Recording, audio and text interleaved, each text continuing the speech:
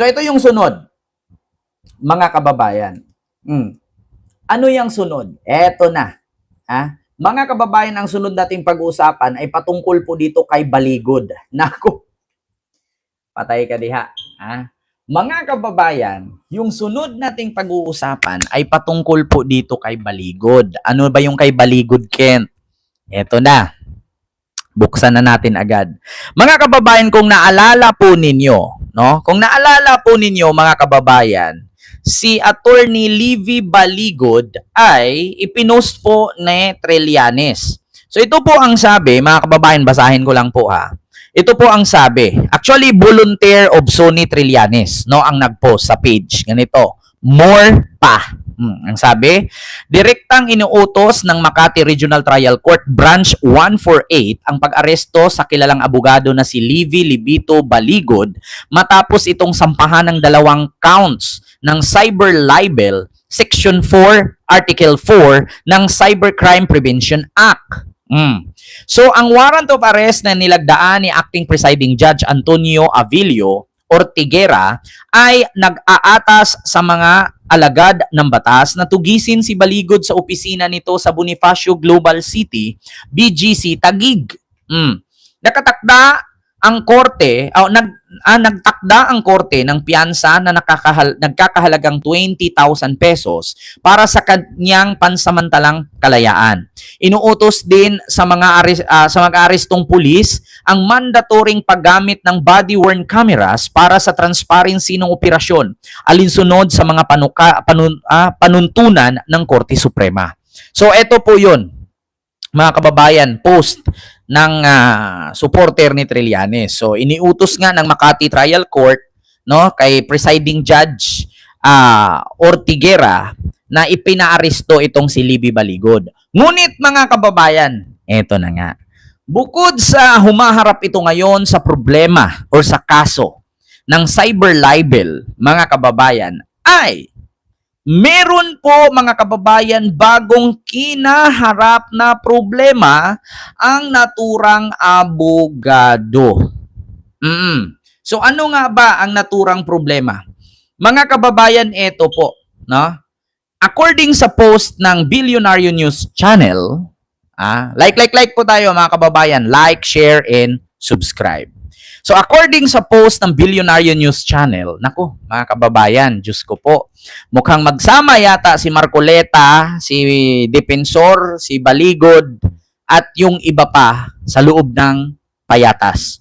Kasi nakalagay dito, mga kababayan, sa panibagong kakaharaping problema ni Attorney Baligod ay ang BIR. Ito, BIR moves to collect 30.5 million in alleged tax deficiency from lawyer Libito Baligod. The Bureau of Internal Revenue has issued a warrant of distraint and levy against lawyer Libito Baligod and his wife to collect 30.53 million in alleged unpaid tax for taxable year 2022. So hindi nagbabayad ng tax sa taong 2022 sa halagang 30.53 million.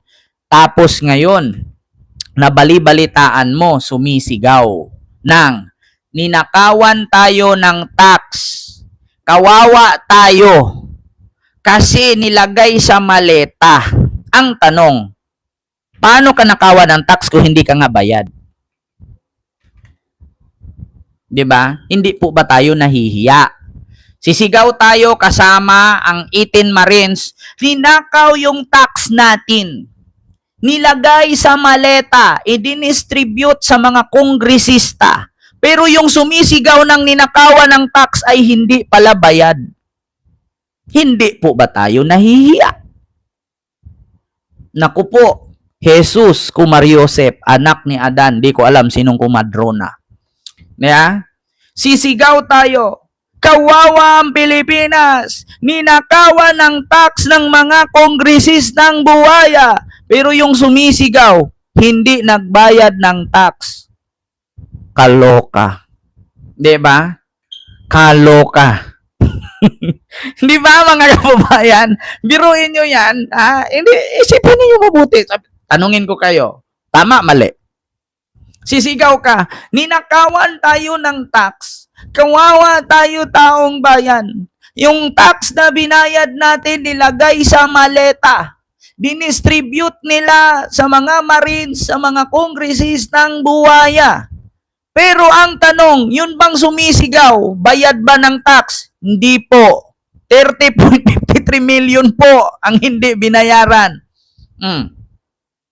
So kung meron kang ganito kalaking 30.53 million na tax na hindi nabayaran, so ibig sabihin, bilyonaryo.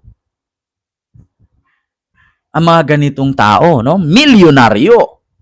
Ultra-millionaire. Kasi biruin mo yung tax mo for year 2022, 30.53 million. How comes? Biruin nyo kung ganito kalaki ang tax mo sa year 2022 na hindi mo nabayaran, 12% lang to. So, kung 12%, nasaan yung 80? Hindi. 78. Tama ba? Or 88? Nasaan yung 88% na pera? Kung ang 12% ay 30 million. Kung 12% ay 30 million, so daan-daan milyon ang pera ni Baligod. Wow! Yaman. Galing. Di ba, mga kababayan? Paki-comment dyan sa comment section. Biruin mo yung tax is 12%. 30.53 million hindi siya bayad.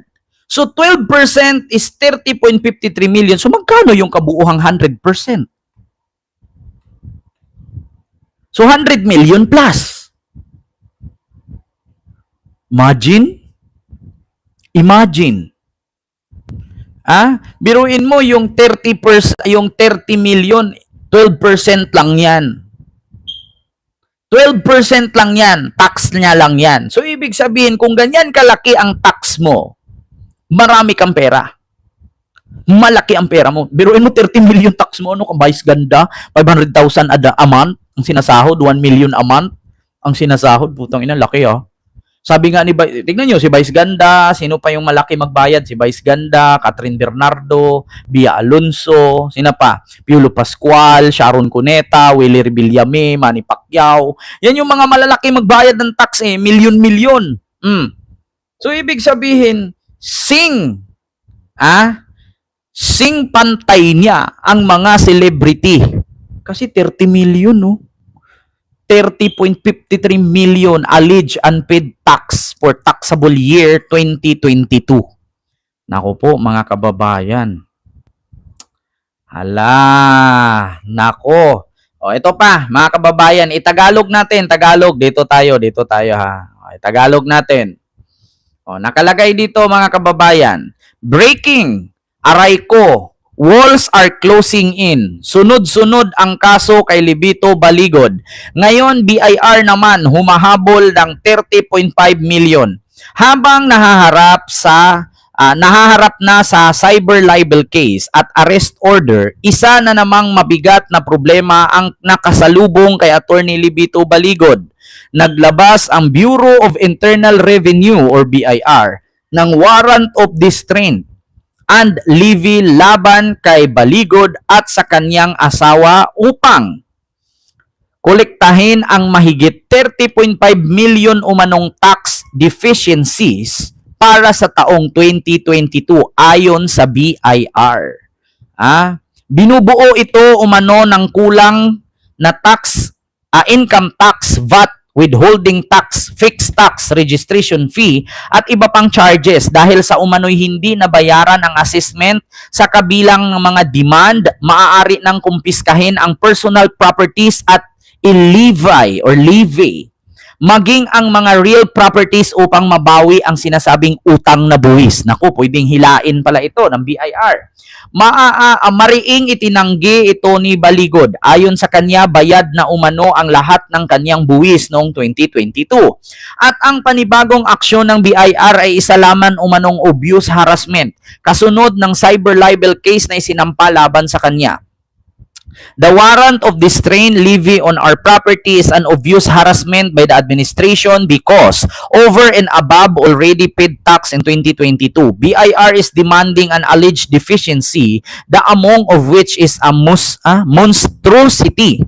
O gayon man, wala siyang inilabas na dokumento na nagpapatunay sa kanyang pahayag na nagbayad na ng buwis, habang wala pa ring opisyal na komento ang BIR sa kanyang mga aligasyon o sa batayan ng deficiency assessment. Hindi lang doon nagtapos ang kanyang mga post. Ibinunyag din ni Baligod na 3 beses umanong inikutan ng isang sasakyan ang kanilang bahay sa probinsya noong Huwebes at kinunanan ito ng video at litrato. Ayon sa kanyang nagpakilala umanong taga-Globe ang mga sakay. Ngunit nang i-verify ang plaka, lumabas umanong fake at hindi rehistrado sa LTO. Samantala, ang tax case ay dumating ilang araw matapos maglabas ang Makati RTC ng tax warrant of arrest laban kay Baligod kaugnay sa cyber libel complaint na isinampa ni Agriculture Secretary Francisco Chu Laurel Jr. matapos umano niyang iugnay ang kalihim sa mga malitang naglalaman ng kickback money. Si Baligod din ang abogado na tinaguriang 18 Marines at ng mga individual na nagsasabing sila umano ang nag-deliver ng mga maleta ng pera na konektado umano sa flood control kickback scheme. Kapansin-pansin din na ang isa sa pinakamalapit na personalidad na kasama ni Congressman Mike Defensor na kasalukuyang nakakulong kaugnay ng hiwalay na kasong kriminal. Ngayon, habang isa ay nasa kulungan at ang isa naman ay sunod ng hinahabol ng korteng BIR at iba pang legal na proseso, mas lalong lumiliit ang espasyo ng paglalayag ng mga pangunahing personalidad sa likod ng kontrobersyal na kwento ng 18 Marines. Nako po, mga kababayan. Yun na nga ang sinasabi. Sabi ni Baligod, bayad na daw siya. Kompleto daw.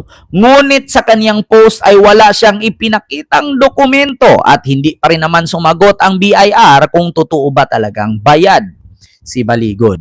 So, kapansin-pansin mga kababayan, mukhang lumiliit na yata ang mundo ni Baligod at ng iba pa.